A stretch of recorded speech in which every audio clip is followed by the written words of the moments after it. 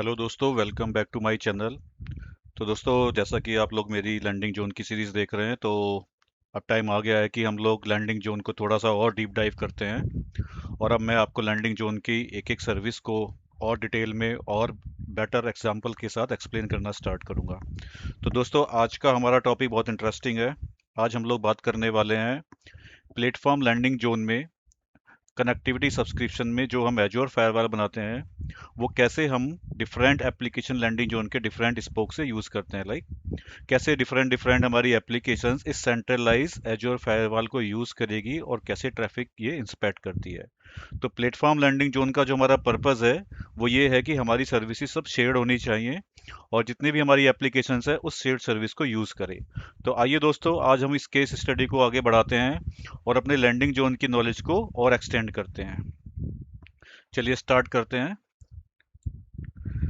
तो दोस्तों, जैसा कि आप जानते हैं, मैंने आपको बताया कि Azure Firewall deployed in the platform landing zone centrally inspects all the outbound traffic initiated by the multiple VMs across different application landing zone spokes, right? आपको पहले की वीडियो में मैंने बताया कि हमारे पास प्लेटफॉर्म लैंडिंग जोन होगा, जिसमें हमारा कनेक्टिविटी सब्सक्रिप्शन होगा और इसके अंदर हमारी कनेक्टिविटी सब्सक्रिप्शन में मल्टीपल Azure की सर्विस होगी। उसी में से एक हमारी सर्विस है Azure Firewall। ये सर्विस हम सेंट्रली डिप्लॉय करते हैं कनेक्टिविटी सब्सक्रिप्शन में। और उसके बाद हमारा दूसरा लैंडिंग जोन होगा एप्लीकेशन से रिलेटेड, राइट। यहाँ पे हमारे डिफरेंट एप्लीकेशन लैंडिंग जोन्स होंगे और उसके अंदर हमारे डिफरेंट सब्सक्रिप्शन होंगे, राइट। तो जैसे कि फॉर एग्जांपल मेरी कोई एप्लीकेशन है, उसके तीन इन्वायरमेंट हैं, डेव, क्यूए एंड प्रोड, और उनके तीन डिफरेंट वीनेट्स हैं। ये तीनों वीनेट मेरे स्पोक वीनेट है। और जो मेरा कनेक्टिविटी सब्सक्रिप्शन है, इसमें जो मेरा वीनेट है, ये मेरा हब वीनेट है, राइट। तो बेसिकली हम अपने इस आर्किटेक्चर में, लैंडिंग जोन वाले आर्किटेक्चर में, हब वीनेट को जितने भी हमारे स्पोक वीनेट हैं उनके साथ हम पेयरिंग कर लेते हैं। ठीक है। तो अब हमने यहाँ पे पेयरिंग करी और पेयरिंग करने के बाद अब हमारा कोई भी वीएम जो इस स्पोक में है, वो किसी एक्सटर्नल साइट को एक्सेस करना चाहता है, तो वो दो तरीके हैं। या तो वो विदाउट फायरवॉल जाए और सीधा साइट को एक्सेस कर ले, but there are risk to the enterprise. इसलिए इस केस में हम एक एज्योर फायरवॉल सेंट्रलाइज लोकेशन पर रखते हैं और जो भी ट्रैफिक हमारा स्पोक वीनेट से जा रहा है, उसको हम एज्योर फायरवॉल के थ्रू पास करते हैं एक्सटर्नल डेस्टिनेशंस पर। ठीक है। तो आज के सिनेरियो में हम इस पूरे फ्लो को समझने वाले हैं कि कैसे एक हमारा ट्रैफिक इस वीएम से, स्पोक के वीएम से सीधा किसी एक्सटर्नल साइट पर जाएगा और कैसे एज्योर फायरवॉल उस ट्रैफिक को इंस्पेक्ट करेगी। तो दोस्तों, आज की ये काफी इंटरेस्टिंग होने वाली है, काफी नॉलेजेबल होने वाली है। चलिए इसको आगे देखते हैं।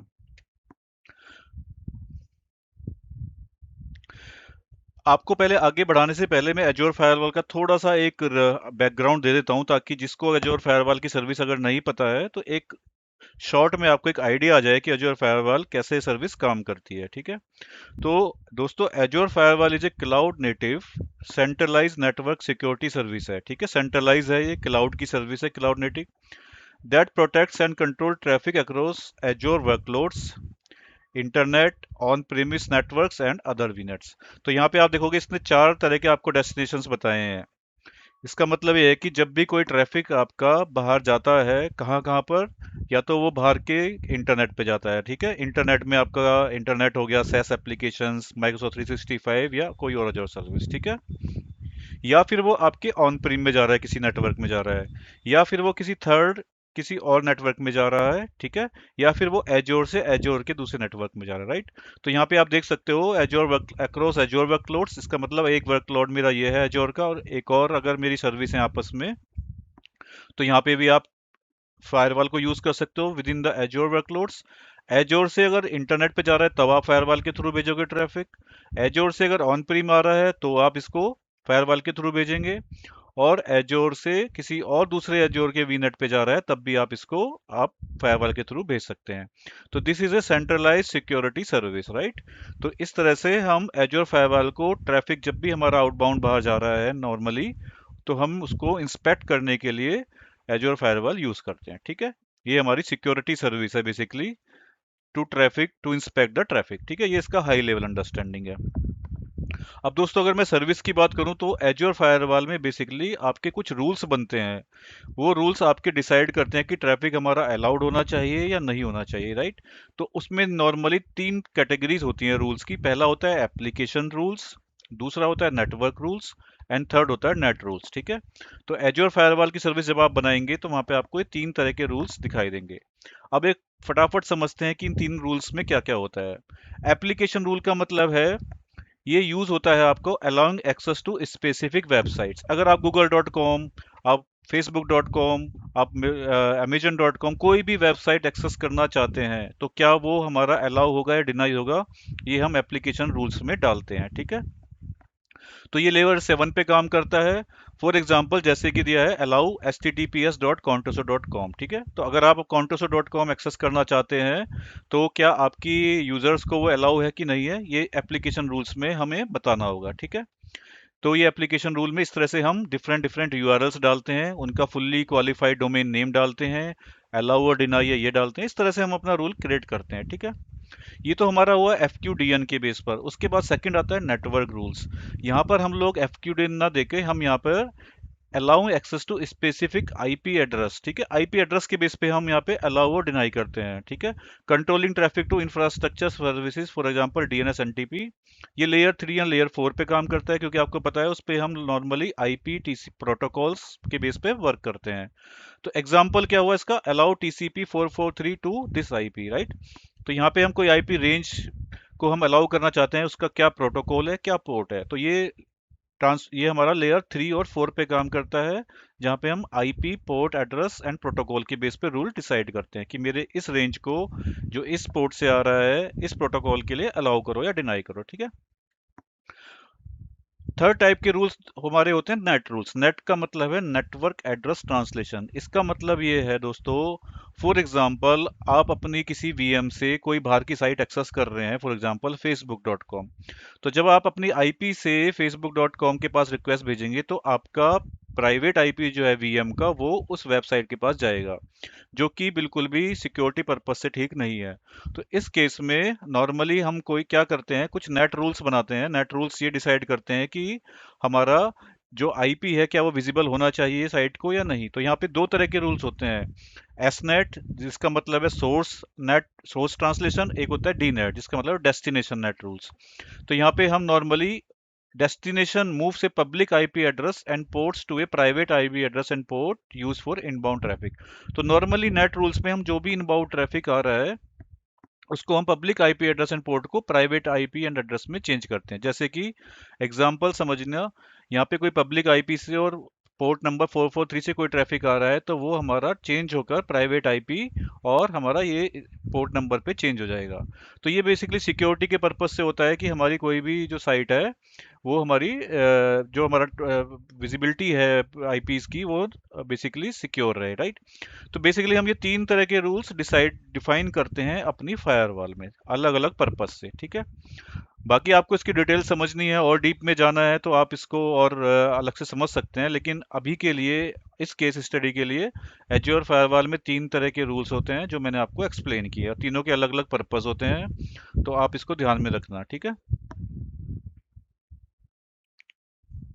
अब दोस्तों एक इंपॉर्टेंट कंसेप्ट होता है फायरवॉल का, नॉर्थ साउथ ट्रैफिक और एक होता है ईस्ट वेस्ट ट्रैफिक, राइट। ये नॉर्मली जब भी हम आर्किटेक्चर वगैरह बनाते हैं तो हम ये टर्म्स यूज करते हैं, north north south and east west. तो दोस्तों नॉर्थ साउथ जो हमारा ट्रैफिक होता है ये होता है, north south traffic is traffic between your Azure environment and external network such as internet और ऑन प्रीम। यानी कि जो भी ट्रैफिक आपका एज्योर से बाहर जा रहा है, whether it is going to a internet या फिर वो जा रहा है किसी ऑन प्रीम नेटवर्क में, इसको हम नॉर्थ साउथ ट्रैफिक बोलते हैं, ठीक है। ये आर्किटेक्चर की लैंग्वेज में बहुत कॉमन यूज होती है टर्म्स। तो आप इसको रिमेंबर याद रखें कि जब भी आपको कोई नॉर्थ साउथ ट्रैफिक बोलता है आप समझ जाना कि ये ट्रैफिक एज्योर से बाहर जा रहा है, आइदर इंटरनेट की तरफ या ऑन प्रीम की तरफ, ठीक है। और सेकंड टर्मिनोलॉजी हमारी होती है east west traffic, right. East west traffic का मतलब है इस traffic that flows within your Azure environment between workloads VNets और सबनेट। यानी कि जो भी ट्रैफिक आपका विद इन एज्योर इन्वायरमेंट ही फ्लो कर रहा है, चाहे वो एक वीनेट से दूसरे वीनेट जा रहा है, एक वीनेट से दूसरे सबनेट जा रहा है, वो हमारा ईस्ट वेस्ट ट्रैफिक कहलाएगा। ठीक है, तो दोस्तों अब जैसा आप देख सकते हैं यहाँ पे पहले वाले में नॉर्थ साउथ में ये एजोर का वीनेट है, ये फायरवॉल है, और यहाँ से हमारा ट्रैफिक इंटरनेट पे गया, या फिर हमारा यहाँ से ऑन प्रीम पे गया। तो दोनों ही नेटवर्क हमारे एजोर से बाहर हैं, इसलिए हमने इसको नॉर्थ साउथ का। ठीक है, और अगर मैं ईस्ट वेस्ट की बात करूं, दोस्तों ये पूरा एजोर का एनवायरनमेंट है। इसमें एक हमारा स्पोक वीनेट 1 है, यहाँ पे स्पोक वीनेट 2 है, ये बीच में मेरी फायरवॉल है। तो अगर आप देखोगे सबनेट 1, जैसे कि एग्जांपल इन्होंने यहाँ पे दिखाया है, VM1 से हमारा ट्रैफिक VM2 पर जा रहा है। VM1 ये है, VM2 है। तो दोस्तों हम जब भी दो सबनेट है, हमें ट्रैफिक VM1 से VM2 से टू को भेजना है, तो जरूरी नहीं कि हम डायरेक्ट कम्युनिकेशन करें। हम चाहेंगे कि हमारा हर ट्रैफिक इंस्पेक्ट होके जाए फायरवॉल से। तो वो बेसिकली VM1 से फायरवॉल के पास आएगा, फायरवॉल उसको इंस्पेक्ट करेगा, रूल चेक करेगा, और अगर रूल अलाउड हुआ तो वो सब VNet 2 के पास भेजेगा। तो इस तरह से ट्रैफिक हमारा डायरेक्ट ना जाके फायरवॉल के थ्रू जाएगा। ठीक है, तो ये हमारा विद इन द एजोर है, इसलिए हम इसको बोलेंगे ईस्ट वेस्ट ट्रैफिक। तो ऐसे तीन सिनेरियो हो सकते हैं, VM1 से VM2 के पास एक सिनेरियो हो सकता है, या फिर आप देख सकते हैं यहाँ पे सबनेट स्पोक में हमारे पास दो ऐप सर्वर्स हैं अलग अलग सबनेट में। तो ये दोनों अगर आपस में कम्युनिकेशन करना चाहते हैं, ऐप सर्वर 1 ऐप सर्वर 2 से, तो भी ये विद इन स्पोक VNet 2, तो ये हमारा ट्रैफिक फायरवॉल के थ्रू जाएगा। ठीक है, या फिर VM1 हमारा ऐप सर्वर 1 को एक्सेस करना चाहता है, तो भी हमारा ये यूजिंग द फायरवॉल जाएगा। तो इस तरह से हम जो भी ट्रैफिक हमारा विद इन एजोर में फ्लो करता है, उसको हम बोलते हैं ईस्ट वेस्ट ट्रैफिक, राइट। और इसमें मल्टीपल केसेस हो सकते हैं, जैसे कि मैंने आपको यहाँ पे दिखाया। ठीक है, तो all east west traffic stays within the Azure and is inspected and controlled by Azure firewall in the hub VNet। तो ट्रैफिक हमारे अलग अलग यहाँ पे अलग अलग स्पोक से इनिशिएट हो रहे हैं, अलग अलग हमारे वीनेट्स हैं, बट सेंट्रली ये इंस्पेक्ट हो रहा है एक हमारी सेंट्रल, जो कि प्लेटफॉर्म लैंडिंग जोन में फायरवॉल है। ठीक है, तो आई होप आपको ये दोनों चीज़ें भी समझ में आ गई। तो जब भी आप आर्किटेक्चर डिज़ाइन करेंगे या कभी आप डिस्कशंस में बैठेंगे, तो आपको ये चीज़ें बहुत यूज़ में आने वाली हैं, क्योंकि वहाँ पर टर्म्स यूज़ होती हैं डायरेक्ट कि हम नॉर्थ साउथ ट्रैफिक है हमारा, या कस्टमर बोलेगा, या माइक्रोसॉफ्ट के साथ आप कभी काम कर रहे हैं, तो वहाँ पे ये सब टर्म्स बहुत यूज़ होती हैं। तो please remember these terms. Okay, ठीक है, तो अब आपको फायरवॉल का एक हाई लेवल पर अंडरस्टैंडिंग आ गया है। अब हम अपनी केस स्टडी को कंटिन्यू करते हैं दोस्तों। तो जैसा मैंने आपको बताया, जो firewall in platform landing zone, जो हमारी प्लेटफॉर्म लैंडिंग जोन में फायरवॉल है, all traffic initiate from multiple VMs in different application landing zone. ठीक है, हमारे अलग अलग VM से ट्रैफिक इनिशिएट होगा लैंडिंग जोन से, और वो हमारे अलग अलग एक्सटर्नल एप्लीकेशंस को एक्सेस करेगा। For example business applications, Microsoft service, and कुछ सर्विसेज को वो ब्लॉक भी करेगा, जो कि रिस्की साइड हमें लगती है। तो इस केस स्टडी में हम देखेंगे कि कैसे हम अलग अलग तरह की एक्सटर्नल डेस्टिनेशंस को कंट्रोल करते हैं अपनी सेंट्रलाइज फायरवॉल के थ्रू। ठीक है, तो दोस्तों पहले केस स्टडी में सबसे पहले हम ये समझते हैं कि जो हमारी सेंट्रलाइज्ड फायरवॉल है, उसमें हमने बोला कि हमें ये तीन तरह की चीज़ें, बिजनेस एप्लीकेशन, माइक्रो सर्विस और कुछ ब्लॉक करनी है, तो हम फायरवॉल में कुछ रूल्स बनाएंगे। ठीक है, तो मेरी फायरवॉल में आपको पता है सबसे पहले रूल कलेक्शन बनता है। रूल कलेक्शन आपका बेसिकली कंटेनर हो गया, जिसमें हम अपने सारे रूल्स रखते हैं। तो मैंने बिजनेस के लिए कलेक्शन बना दिया, RC अलाउ बिजनेस। तो 1 2 3 4, इसमें सारे बिजनेस से रिलेटेड रूल्स मेरे इसमें आ जाएंगे कलेक्शन में। कुछ मैंने कलेक्शन बनाया डिनाई इंटरनेट, इंटरनेट को डिनाई करने के लिए अलग कनेक्शन बनाया। तो जितने भी ऐसे रूल हैं वो इस कंटेनर में या इस कलेक्शन में आ जाएंगे। ठीक है, उसके बाद हर रूल की एक प्रायोरिटी होती है, जितनी कम नंबर है उतनी उसकी हाई प्रायोरिटी है, उसका वो सबसे पहले एवेलेट होगा। ठीक है, 100 वाला सबसे पहले होगा और 510 वाला सबसे बाद में। ठीक है, अब कंटेनर के अंदर हर मल्टीपल रूल्स होंगे, तो हर रूल का अपना एक नाम होगा, जैसे कि अलाउ माइक्रोसॉफ्ट 365। तो अगर मुझे माइक्रोसॉफ्ट 365 को अलाउ करना है, तो मैंने रूल नेम ये दिया, और इसमें मैंने एक्शन दिया अलाउ करो, प्रोटोकॉल HTTPS, सोर्स मेरा किस वीनेट से मेरा ये आ रहा है ट्रैफिक, और उसके बाद डेस्टिनेशन में जो भी मेरे FQDN है वो मैंने डाले, और पोर्ट का नंबर डाला। ठीक है, तो दोस्तों जैसे मैंने इसमें बताया आपको, माइक्रोसॉफ्ट है, कॉर्पोरेट ऐप हैं, विंडोज अपडेट्स हैं, गूगल सर्विस है, डिनाई सोशल मीडिया और डिनाई गैम्बलिंग। तो ये चार शुरू की तो बिजनेस मेरी एप्लीकेशन थी, मैंने इनको सबको अलाउ किया है, चार को। और बाद के जो दो हैं, जो मुझे लग रहा है कि ये ऑर्गेनाइजेशन के लिए सही नहीं है, रिस्की हैं, लाइक डिनाई सोशल मीडिया और गैम्बलिंग, इन दोनों साइट्स को मैंने डिनाई कर दिया है, जिसमें फेसबुक, इंस्टाग्राम, ट्विटर आ गया है सोशल मीडिया में, और गैम्बलिंग में गैम्बलिंग और कैसीनो वाली ऐप। ठीक है, तो आप देखेंगे सोर्स हर एक का सेम है, यानी कि सोर्स लगभग सब, क्योंकि लगभग एक ही वीनेट से आ रहे हैं, जैसे कि इसको भी आगे देखेंगे अभी। लेकिन सोर्स सबका सेम है, डेस्टिनेशन सबके अलग अलग हैं, और उनकी हमने अलग अलग एक्शंस बना दिए हैं, ठीक है। तो दोस्तों ये आई थिंक आपको एक हाई लेवल पे समझ में आ गया कि एप्लीकेशन रूल्स हम कैसे बनाते हैं अलग अलग साइट्स के लिए, कैसे कॉन्फ़िगर करते हैं, ठीक है। अब कुछ की पॉइंट्स हैं कैसे ये रूल एवेल्यूएट होते हैं, वो भी आप समझ लीजिए। Rules are evaluated from top to bottom, ठीक है, ऊपर से नीचे। जब भी कोई आपका रूल आएगा, जब भी कोई भी आपका ट्रैफिक आएगा, तो आपकी एजयोर फायरवॉल एप्लीकेशन रूल में जाएगी और टॉप टू बॉटम उसको एवेल्यूएट करेगी, ठीक है। सो ऑर्डर ऑफ रूल्स या priorities very important. Use FQDNs for modern web applications. जो भी आपकी वेब एप्लीकेशन है, डेफिनेटली सबका एक एफक्यूडीएन होगा, तो आपको वहां पे वो दे देना है, ठीक है। Place allow rules before deny rules. ये बहुत इंपॉर्टेंट है। आपको मिक्स मैच नहीं करना है कि कहीं पे अलाउ कहीं पे डिनाई, या डिनाई पहले आ गया, नहीं, पहले आपके सारे अलाउ रूल आएंगे और लास्ट में these are like deny rules आने चाहिए, ठीक है। Default rule at the bottom in deny all. अब आपको लगता है कि आपको ये सब रूल एवेलेट होके आपको लगता है कि कोई रूल बच गया है, तो आप उसको डिनाई में डाल देंगे, तो अल्टीमेटली कोई भी ऐसा ट्रैफिक जो यहाँ पे डिफाइंड नहीं है वो डिनाई हो जाएगा। तो इसलिए लास्ट में हम एक डिनाई ऑल वाला बना देते हैं rule. Use Azure firewall policy to manage rule centrally, ठीक है। तो दोस्तों ये एजोर फायरवॉल है, और एजोर फायरवॉल को सेंट्रली मैनेज करने के लिए इसकी एक अलग सर्विस आती है, एजोर फायरवॉल पॉलिसीज, हम उसको यूज करते हैं और वहाँ पे हम अपने बेसिकली रूल्स डिफाइन करते हैं। ये थोड़ा सा एक अलग टॉपिक है जिसमें हम एजोर फायरवॉल की सर्विस को यूज करके कुछ चाइल्ड पॉलिसीज, कुछ पेरेंट पॉलिसी आगे बनाते हैं। वो थोड़ा बहुत एडवांस है, मैं आपको कभी डिफरेंट वीडियो में उसको एक्सप्लेन करूंगा, ठीक है। But for our case study अभी हमने इन रूल्स के को फायरवॉल में कॉन्फ़िगर कर दिया है, और आपको पता भी चल गया है कि रूल कैसे एवेलेट होंगे, ठीक है। चलिए आगे बढ़ते हैं। तो दोस्तों अब हमारी केस स्टडी, जैसा हमने बताया है कि केस स्टडी में हमारे पास ये हमारा एप्लीकेशन लैंडिंग जोन है, ये वाला लेफ्ट हैंड साइड दोस्तों। एप्लीकेशन लैंडिंग जोन में तीन अलग अलग मेरे वीनेट हैं, इनमें मेरी अलग अलग, आप समझ सकते हैं, सब आपके इन्वायरमेंट हैं। तो इसमें मेरे पास अलग अलग वीएम्स हैं यहाँ पर, ठीक है। ये दोस्तों अभी आप इतना डिटेल में मत जाना, ये अलग अलग वर्कलोड्स हो सकते हैं, अलग अलग सब्सक्रिप्शन हो सकते हैं, उनके अंदर अलग अलग स्पोक हो सकते हैं। बट मैंने उतनी ज़्यादा कॉम्प्लेक्सिटी को ना रखते हुए मैंने जस्ट सिंपली यहाँ पे आपको तीन स्पोक दिखा दिए हैं अलग अलग। वो तीन अलग एप्लीकेशन के हो सकते हैं, तीन अलग इन्वायरमेंट के भी हो सकते हैं, कैसे भी हो सकता है, ठीक है। तो यहाँ पे मैंने तीन इन्वायरमेंट दिखा दिए, डेव, क्यूए, prod, ठीक है। इनके सब के आपके देखेंगे, इनके इनके आईपी एड्रेस अलग हैं, इनका 1010 है, इसका 1020 है, इसका 1030 है, ठीक है। अकॉर्डिंगली यहाँ पे उनके सबनेट बने हुए हैं, और उसके अंदर हर वीएम का अपना एक आईपी है based on the IP address ranges, like 10 10 10 10 10 11, इस तरह से हमारे हो गए।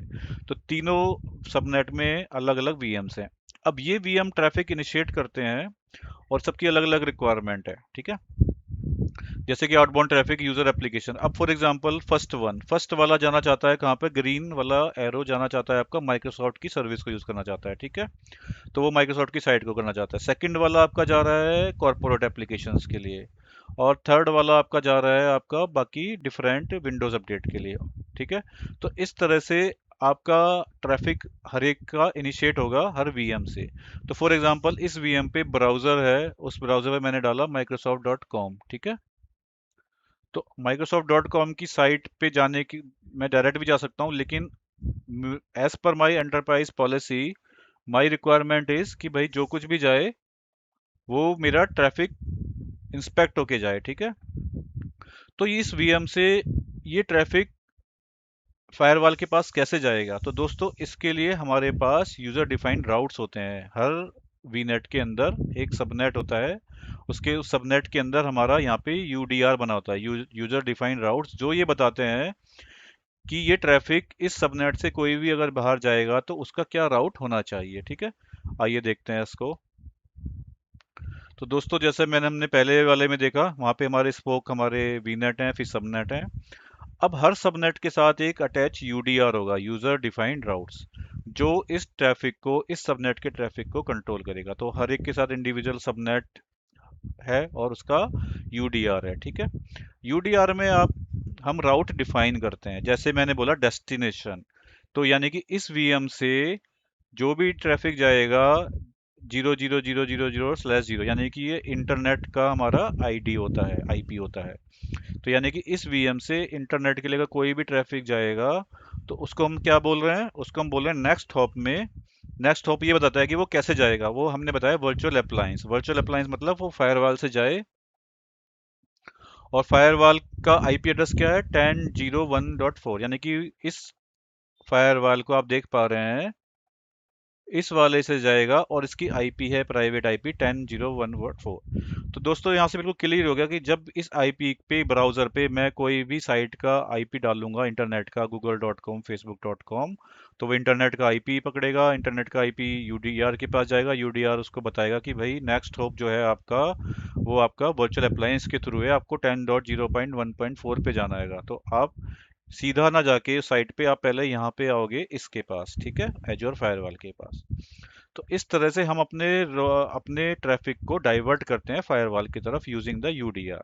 आप लोगों को ये कंसेप्ट अगर पता है तो बहुत अच्छी बात है, अगर नहीं पता तो आप इसको समझना थोड़ा और डिटेल में जाकर, कि जब भी हम हब एंड स्पोक वाला आर्किटेक्चर यूज करते हैं तो वहाँ पे यूडीआर का कंसेप्ट बहुत इंपॉर्टेंट है ट्रैफिक को डाइवर्ट करने के लिए किसी भी फायरवॉल या एनवीए की तरफ, ठीक है। तो सेम चीज हमने यहाँ पे की है। तो जितने भी हमारे यहाँ पे आप देख पा रहे हो वीएम्स हैं, वो जो भी कोई इंटरनेट की साइट एक्सेस करेंगे, तो यहाँ पे एक रूल हमने बता दिया है कि जो भी ऐसा इंटरनेट स्पेसिफिक ट्रैफिक जाएगा वो वर्चुअल अप्लायंस के थ्रू जाएगा, और वर्चुअल अप्लायंस का आईपी 10.0.1.4 है, ठीक है। तो आपको ये चीज़ क्लियर आ गई कि यूडीआर का क्या रूल है। तो अब हमारा ट्रैफिक यहाँ से इनिशिएट हुआ, यूडीआर के पास आया, यूडीआर ने इसको फायरवॉल के पास भेज दिया। आइए अब देखते हैं आगे क्या होगा। तो traffic reaches to Azure firewall and Azure firewall evaluate the इस एप्लीकेशन रूल्स। अब जैसा मैंने आपको पहले ही बताया था ऊपर भी कि रूल्स वहाँ पे हैं। अब फायरवॉल का काम स्टार्ट हो गया है, वो अपने रूल्स देखेगी। तो पहले वाले वीएम से हमारे पास जो रिक्वेस्ट आई है इन तीन के लिए है, माइक्रोसॉफ्ट के लिए। ये अपने एप्लीकेशन रूल में जाएगी, वहाँ पे देखेगी हमने रूल ऑलरेडी ऊपर बना दिए थे कि हाँ ये अलाउ होना चाहिए, तो ये इसको अलाउ हो जाएगा, ठीक है। ऐसे ही दूसरे वीएम से कॉन्टोसो के लिए है, वो अलाउ हो गया। तीसरे से विंडो अपडेट के लिए वो अलाउ हो गया। फोर्थ वाले वीएम ने डेव 02 वाले ने गूगल और ये वाले दो डाले हैं जो कि हमने अलाउ नहीं किए, तो ये ब्लॉक हो गया, ठीक है। इसके लिए बेसिकली इनको कोई रूल भी नहीं मिला, नो ब्लॉक्ड है, तो जो कोई रूल नहीं मिलता है तो वो ऑटोमेटिकली डिनाई हो जाता है, ठीक है। फेसबुक और ट्विटर हमने सोशल मीडिया बंद किया हुआ था, इसलिए सोशल मीडिया यहाँ पे ब्लॉक्ड हो गया। और गैम्बलिंग भी हमने ब्लॉक किया हुआ था, इसलिए गैम्बलिंग ब्लॉक हो गया। तो ये हमारी फायरवॉल बिल्कुल हमारी पॉलिसी हमारे रूल के हिसाब से ही काम कर रही है, जो रूल हमने यहाँ पर ऊपर आपको दिखाए थे, डिजाइन किए थे, ठीक है। अलाउ अलाउ अलाउ डिनाई, और उसके अलावा कोई अगर रूल नहीं है तो ऑटोमेटिकली और डिनाई। तो इस तरह से हमारा जो भी ट्रैफिक इनिशिएट हुआ है यहाँ से इन वीएम से इस तरह का, वो हमारा एज पर द फायरवॉल रूल्स अलाउ और डिनाई हुआ है, ठीक है। आई होप आपको ये समझ में आ गया होगा। तो दोस्तों अगर हम अब पूरे एंड टू एंड फ्लो को क्विकली समझें कि कैसे ये सब फ्लो हुआ है, तो एक बार इसको रिकैप करते हैं। यूज़र और ऐप इनिशिएट रिक्वेस्ट, ये यूज़र है, स्पोक में वीएम है, वो अपने ब्राउज़र पे टाइप करता है app.contoso.com, ठीक है। ये app.contoso.com आपका आएगा पहले, ये जाएगा आपके यूडीआर के पास। पहले यूडीआर वहाँ पे अपना देखेगी कि मेरा होप क्या है, उसका आईपी क्या है, और ये किसके लिए है, तो 000 इंटरनेट के लिए है ये। तो ये जाएगा, ये इसको फायरवॉल पे डाइवर्ट करेगा, ये फिर फायरवॉल के पास आएगा। एजूर फायरवॉल के पास ट्रैफिक रीच हो गया, अब वो उसको एनालाइज करेगा, इंस्पेक्ट करेगा। हमने बोला कॉन्टोसो डॉट कॉम, तो कॉन्टोसो डॉट कॉम वाला रूल हमारा वहाँ पर अलाउड है। तो ट्रैफिक अलाउड और डिनाइड, तो ये इसको चेक करा इसने कि भाई ये अलाउड है डिनाउड है, तो रूल को एवेल्यूएट किया, उसने कहा अलाउड है। Traffic send to outside via Azure firewall public IP, SNAT happens here. दोस्तों मैंने आपको पहले ही बताया था एसनेट और डीनेट का फंडा। एसनेट का मतलब सोर्स को ट्रांसलेट करना। अब हमारा सोर्स अभी तक चला क्या आ रहा है, हमारा सोर्स आ रहा है ये वाला 10.10.10.0.10, लेकिन मैं इसको कॉन्टेसो डॉट कॉम की जो वेबसाइट है वहां पे नहीं भेज सकता, क्योंकि ये मेरा प्राइवेट आईपी है दोस्तों, ठीक है। मैं अपनी घर की चीजें बाहर के किसी को एक्सप्लोर नहीं कर सकता, तो इसके लिए यहाँ पर एसनेट एट होगा। तो एसनेट कैसे होगा, सोर्स को ट्रांसलेट करेगा, ये ट्रांसलेट टू फायरवॉल का जो पब्लिक आईपी। तो फायरवॉल के बेसिकली दो आईपी होते हैं, एक आपका प्राइवेट आईपी, दूसरा आपका पब्लिक आईपी। जब भी कोई ट्रैफिक आपका इनबाउंड ट्रैफिक आपका किसी एक्सटर्नल साइट पे जाता है तो फायरवॉल उसको अपने पब्लिक आईपी से कन्वर्ट कर देती है, ताकि बाहर की साइट को हमारा इंटरनल आईपी ना पता चले। तो सेम चीज दोस्तों यहाँ पे होगी, एस नेट लगेगा यहाँ पे, source to source network address translation, यानी कि 10.10.10 से जो भी ट्रैफिक आया, ये हमारा आई वीएम का आईपी था, इसको इसने फायरवॉल के आईपी पब्लिक आईपी से कन्वर्ट कर दिया। ठीक है, ये कन्वर्ट होने के बाद जो ट्रैफिक है वो हमारा एक्सटर्नल वेबसाइट पे पहुंचेगा। ट्रैफिक रीचेज इंटरनेट सैस और पब्लिक वेबसाइट। ठीक है, example app.contoso.com is reached via the internet. ठीक है, तो इस तरह से दोस्तों हमारा जो फाइनल ट्रैफिक है वो हमारी एक्सटर्नल साइट पे पहुंच गया, हमारा आईपी भी एक्सपोज नहीं हुआ और पूरा का पूरा क्लियर होके ये चला गया। तो दोस्तों जैसे कि मैंने आपको बताया था, जो भी ट्रैफिक हमारा एजोर से बाहर जाता है उसको हम नॉर्थ साउथ ट्रैफिक कहते हैं। तो इस तरह से इस सिनेरियो में पूरा हमारा ट्रैफिक कंट्रोल हुआ है एक सेंट्रलाइज्ड एजोर फायरवॉल के थ्रू। और हमारे जितने भी वर्कलोड्स हैं वो एप्लीकेशन लैंडिंग जोन में, उनको अपनी अलग अलग फायरवॉल बनाने की ज़रूरत नहीं है। एक ही सर्विस ने एप्लीकेशन लैंडिंग जोन की जितने भी वर्कलोड्स हैं सबको, सबके लिए वो यूज़फुल है और सबके ट्रैफिक को इंस्पेक्ट कर सकती है। तो यही पर्पस हमारा होता है हमेशा लैंडिंग जोन बनाने का, कि प्लेटफॉर्म लैंडिंग जोन की सर्विसेज सब शेयर्ड रहेंगी और वो शेयर्ड सर्विस हमारी हर एप्लीकेशन लैंडिंग जोन के काम आएगी। तो यही हमारा पर्पस होता है दोस्तों, इसीलिए हम प्लेटफॉर्म लैंडिंग जोन्स बनाते हैं। ठीक है, तो आई होप आपको आज ये वाला कंसेप्ट और थोड़ा बेटर समझ में आ गया होगा, कि हम चाहे यहाँ पे एप्लीकेशन लैंडिंग जोन में कितनी भी सर्विस बना लें, लेकिन प्लेटफॉर्म लैंडिंग जोन में हम अपनी सेंट्रलाइज सर्विस रख के उसको यूज़ कर सकते हैं और अपनी कॉस्ट बचा सकते हैं और बेटर हम मैनेज कर सकते हैं चीज़ें सेंट्रलाइज। ठीक है, तो दोस्तों आज का ये मैं वीडियो यहीं पे एंड करता हूँ, और अब हम लोग इसी तरह से लैंडिंग जोन को डीप डाइव करेंगे, एक एक सर्विस को लैंडिंग जोन के पर्सपेक्टिव से समझेंगे। तो अब आज की उसमें हमने दो चीज़ें कवर की, एक तो एजोर फायरवॉल का हाई लेवल कंसेप्ट और दूसरा लैंडिंग जोन के साथ वो कैसे अलाइंड होती है। ठीक है, तो प्लीज़ कीप वॉचिंग, और आपको कुछ भी लगता है तो प्लीज़ आप कमेंट जरूर करें। ठीक है, थैंक यू सो मच दोस्तों, फिर see you in the next video.